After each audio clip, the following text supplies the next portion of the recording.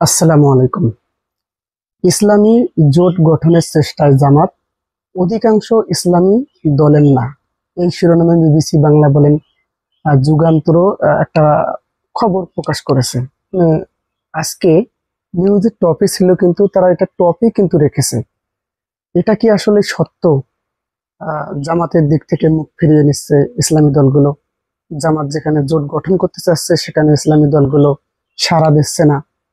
আমি মনে করি এটা সম্পূর্ণরূপে একটা মিথ্যা খবর। কেননা এর আগে আপনারা দেখেছেন যে জামাতকে ছাড়াই চার ইসলামী দলের জোট, নির্বাচনী জোট। এটা তারপরে কি হলো, এটা আমরা বের হলো যে এটা মিথ্যা খবর। তো এটা আসলে মিথ্যা। তো এটা আসলে কেন করা হচ্ছে? এইটা মূলত জামাতকে বা অন্যান্য যে ইসলামী দলগুলো আছে তাদের মধ্যে একটা বিভেদ তৈরি করার চেষ্টা করা হচ্ছে। আর এবং এটা করছে কিন্তু খুবই সূক্ষ্মভাবে বড় একটি রাজনৈতিক দল। বিশেষ করে আপনারা জানেন, অবগত আছেন যে ডেইলি যায় যায় দিন একটা খবর প্রকাশিত হয়েছে। সেখানে বলা হয়েছে যে এই শিরোনামে খবরটা প্রকাশিত হয়েছে যে ইসলামী দলগুলো আগামীতে মানে বিএনপির জন্য বড় একটা প্রতিদ্বন্দ্বী হতে পারে ইসলামী দলগুলো। আর তারা সেখানে বড় আকারে প্রকাশ করেছে ডেলি যায় যায় দিন যে জামাতকে ঠেকাতে হেফাজতকে ব্যবহার করছে বিএনপি। দেখেন, এটাই কিন্তু ঘটতেছে। হেফাজত এবং জামাত, দেখেন হেফাজত কেন জানি গায়ে পড়েই জামাতের বিরুদ্ধে উঠে পড়ে লেগেছে। আপনারা লক্ষ্য করে দেখবেন। তো জামাত কিন্তু শান্ত আছে, এ বিষয়ে খুবই শান্তভাবে কোনো কিছু বলতেছে না, খুব শান্তভাবে উত্তর দিতেছেন। তো আসলে ইসলামী দলগুলোর মধ্যে একটা বিভেদ তৈরি করার চেষ্টা হচ্ছে।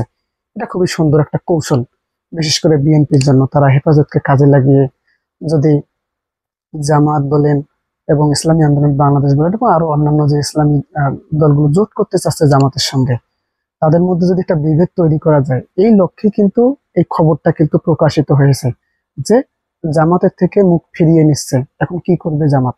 মানে জামাত নির্বাচনী জোট গঠন করতে চাচ্ছে, তবে অধিকাংশ ইসলামী দলের নাকি সাড়া পাওয়া যাচ্ছে না। বিবিসি বাংলা এটা প্রকাশিত হয়েছে। এটা সম্পূর্ণরূপে একটা মিথ্যা, বিভ্রান্তকর তথ্য দিয়ে কিন্তু এই খবরটা সাজানো হয়েছে। এটা একটা মিথ্যা খবর। ওই আমি প্রথমে বললাম, এর আগেও কিন্তু এমন ঘটেছে। ইসলামী দলগুলোর মধ্যে বিভেদ তৈরি করার চেষ্টা চলছে, বিশেষ করে হেফাজতকে বিএনপি ব্যবহার করে কিন্তু এই ঘটনাগুলো ঘটার চেষ্টা করতেছে। আমরা জানি ফেব্রুয়ারি মাসে নির্বাচন হবে। তো সেখানে নির্বাচনের আগে কিন্তু জামাতের অনেক দাবি আছে। তো সেই দাবি থেকে কিন্তু জামাত সরতেছে না, বিশেষ করে ইয়ের পদ্ধতিতে নির্বাচন এবং জুলাই সনদের আইনি ভিত্তি, এই দাবিগুলো থেকে কিন্তু জামাত সরবে না। তো যেহেতু সরতেছে না, সেহেতু দেখেন হেফাজতকে কিন্তু তারা ব্যবহার করতেছে।